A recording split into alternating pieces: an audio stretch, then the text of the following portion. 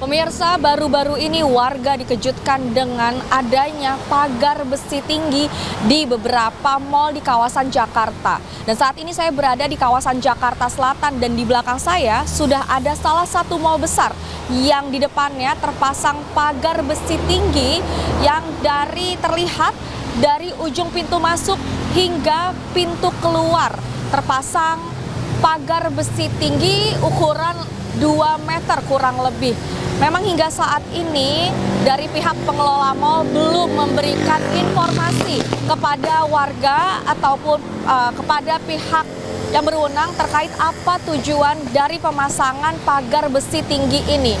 Sontak warga juga mengira atau beranggapan apakah pemasangan pagar besi ini merupakan bentuk dari pembuatan ataupun keamanan berlebih dari pihak pengelola mal, sebab jika kita berkaca ke Agustus 2025 lalu banyak sekali aksi massa di kawasan Jakarta. Hal ini juga memunculkan respon dari Gubernur DKI Jakarta untuk meminta pihak pengelola mal melepas pagar besi sehingga memberikan kewenangan penuh terkait keamanan wilayah Jakarta pada pihak kepolisian maupun TNI. Namun hingga saat ini pagar besi di kawasan mal di kawasan Jakarta Selatan masih terpasang dan hingga saat ini pun warga masih menunggu klarifikasi ataupun penjelasan resmi apa tujuan sebenarnya pemasangan pagar besi tinggi di sekitaran mal di kawasan Jakarta Selatan. Dari Jakarta, Kea Dela Rosa, Damar Wicaksono, iNews melaporkan. Ya, pemirsa, sejumlah mal di Jakarta dan wilayah lainnya tiba-tiba dipasang pagar setinggi hampir 3 meter. Pemasangan pagar ini pun viral di media sosial dan memunculkan tanda tanya ke masyarakat.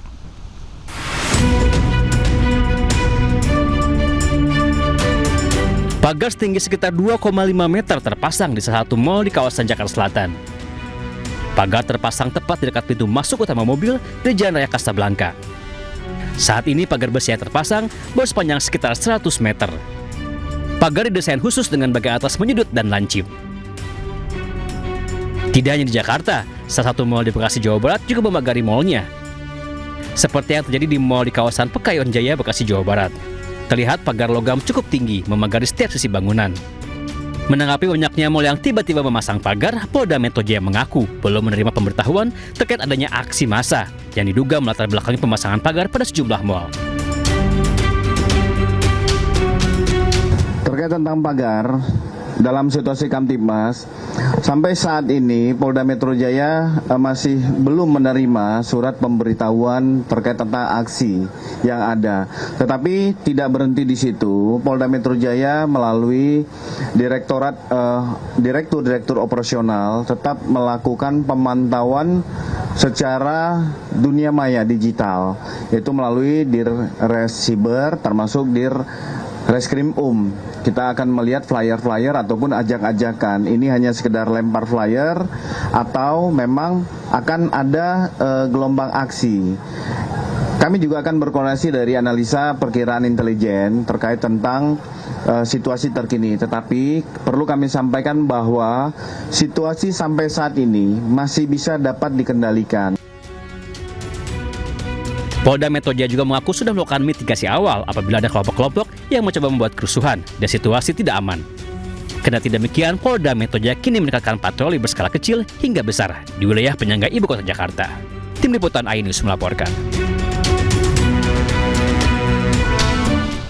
Setelah ramai diperbincangkan publik terkait pemasangan pagar tinggi, pihak mal akhirnya buka suara. Menurut pihak mal, pemasangan pagar bukan untuk menghalau aksi massa seperti diperbincangkan, melainkan demi memberikan keamanan dan kenyamanan bagi pengunjung.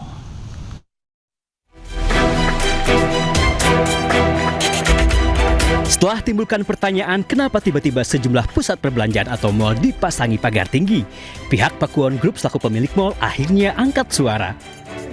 Menurut Sutandi Purnomo Sidi, tidak ada maksud lain di balik pemasangan pagar tinggi. Sutandi menyebut pemasangan pagar dilakukan demi menjamin keamanan dan kenyamanan para pengunjung.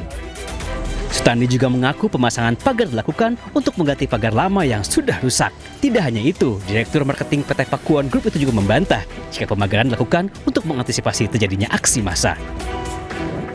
Yang jelas Pakuan itu bukan peramal. Kita nggak tahu mau terjadi apa.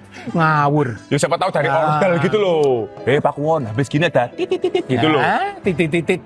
Sekarang berkembangnya zaman, terus Pakuan City sendiri sudah semakin maju, kita harus perbaiki, kita harus upgrade. Nah itu aja sih, simple as that. Setali tiga uang, Menteri Perdagangan Budi Santoso juga angkat bicara. Walaupun mengaku tidak tahu menau alasan pemilik mal memasang pagar tinggi, namun Budi menjamin tidak ada masalah apapun di balik pemasangan pagar, termasuk alasan peningkatan keamanan. Konfirmasi isu yang berkembang, emang mal itu lagi ditingkatin pengawasannya ya Pak? Apa maksudnya meningkatkan pengamanannya mal-mal? Pusat perbelanjaan Pak. Enggak. Kita dari koordinasi dengan Dipindo, dengan Aprindo, dengan APBI nggak ada masalah, nggak ada isu itu. Berarti kabar yang membangun pagar itu nggak ada kaitannya dengan itu. Sebelumnya sejumlah pusat perbelanjaan di Jakarta, Bekasi hingga Surabaya dipasangi pagar setinggi 2,5 meter. Salah satunya Mall Pakuan Bekasi. Padahal sebelumnya pusat perbelanjaan tersebut tidak dipagari. Warganet pun penasaran dan mengaitkan dengan kondisi ekonomi hingga khawatir akan terjadinya aksi massa. Tim Liputan iNews melaporkan.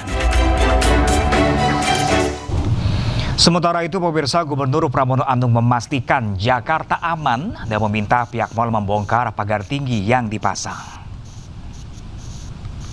Yang kedua berkaitan dengan pemasangan pagar, saya juga mengamati mungkin bagian dari kekhawatiran, tetapi nanti pada saatnya pasti saya akan minta untuk pagar-pagar itu dilepas kembali. Karena kekhawatiran yang berlebihan juga tidak baik.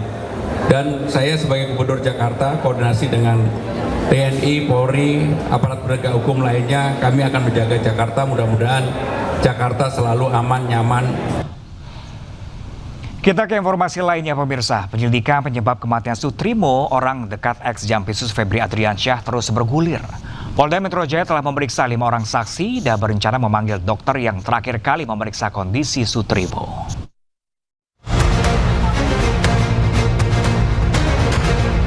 Polda Metro Jaya terus mendalami penyebab kematian Sutrimo. Mulai dari melakukan olah TKP, menelusuri CCTV, menyita sejumlah barang bukti, hingga memeriksa sejumlah saksi. Polda Metro Jaya mengatakan telah memeriksa 5 orang saksi terkait kematian kepala rumah tangga ex-Jampitsus Febri Adriansyah. Kelima orang tersebut adalah AZ dan MOP, pengemudi mobil ambulans yang membawa jenazah Sutrimo menuju Banyumas, M, petugas medis di Rumah Sakit Muhammadiyah, MZ dan S, manajer pemilik ambulans menuju Banyumas, dan sebelumnya MA, saksi terakhir di klinik Morden, serta AAS, pengemudi ambulans. Dalam waktu dekat, polisi juga berencana memanggil dokter yang memeriksa kondisi Sutrimo terakhir kali dan menyatakan Sutrimo meninggal dunia. Mulai hari Senin 27 Juli, penyelidik gabungan dari tim Ditreskrim dan Polres Metro Jakarta Selatan bersama Puslapor Barreskrim Polri melakukan olah tempat kejadian peristiwa, olah TKP. Juga melakukan pemeriksaan kepada beberapa orang saksi, mengambil beberapa barang bukti, mengolah untuk diolah barang bukti, dan dilakukan pendalaman. Ada 5 orang saksi yang sudah dimintai keterangan. Sebelumnya, tim gabungan Polda Metro Jaya dan Polres Metro Jakarta Selatan menggelar olah TKP lanjutan di Morden Estetik Klinik Kebayoran Baru, Jakarta Selatan, yang diduga jadi lokasi meninggalnya kepala rumah tangga ex-Jampitsus Febri Adriansyah Sutrimo. Tim gabungan membawa sejumlah barang bukti berupa karpet dan 1 plastik untuk diperiksa tim Puslap 4 Mabes Polri. Tim Liputan iNews melaporkan. Kejaksaan Agung memeriksa pengusaha Tan Kiang sebagai saksi kasus dugaan tindak pidana pencucian uang yang menjerat ex-Jampitsus Febri Ardiansyah. Pemeriksaan Tan Kiang untuk mendalami dugaan keterkaitan penanganan perkara korupsi PT Asabri dan PT Asuransi Jiwasraya.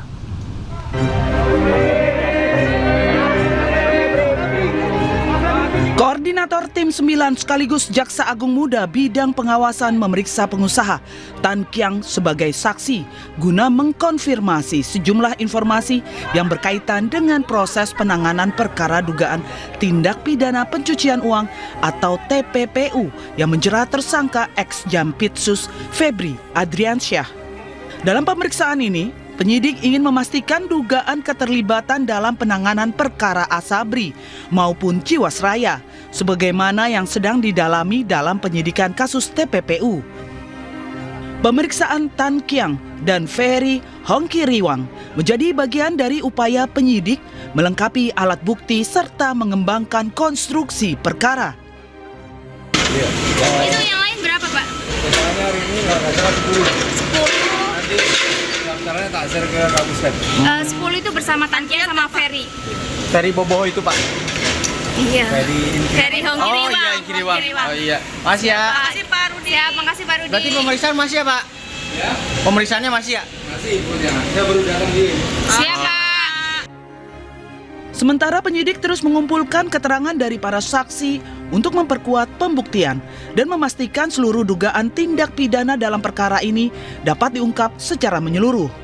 Dari Jakarta, Tim Liputan iNews melaporkan. Ya, sementara itu pemirsa, Kejaksaan Agung terus mendalami kasus dugaan tindak pidana pencucian uang yang menjerat tersangka mantan Jampitsus Febri Adriansyah. Kini Kejaksaan Agung telah memeriksa 7 perusahaan dan 24 orang saksi.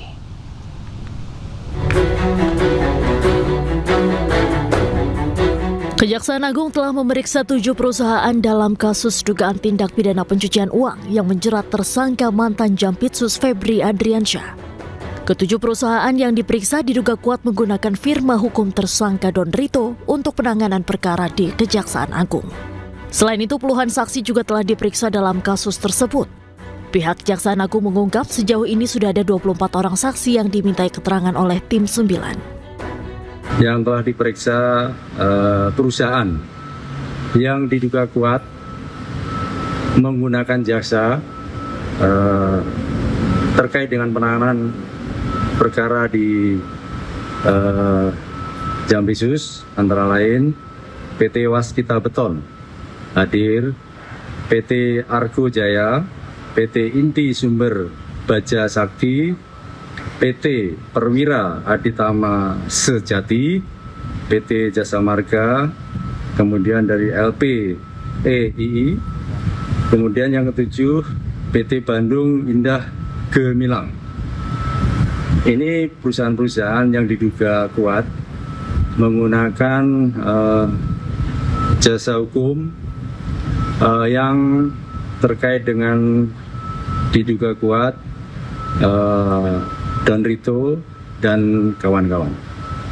Kemudian dari seluruh total saksi yang sudah diperiksa sampai hari ini adalah 24 saksi. Tak hanya memeriksa puluhan saksi, Kejaksaan Agung juga menetapkan tersangka baru, yakni Nurman Herin yang diduga kuat terlibat dalam kasus TPPU Febri Adriansyah. Dari Jakarta, Tim Liputan iNews melaporkan.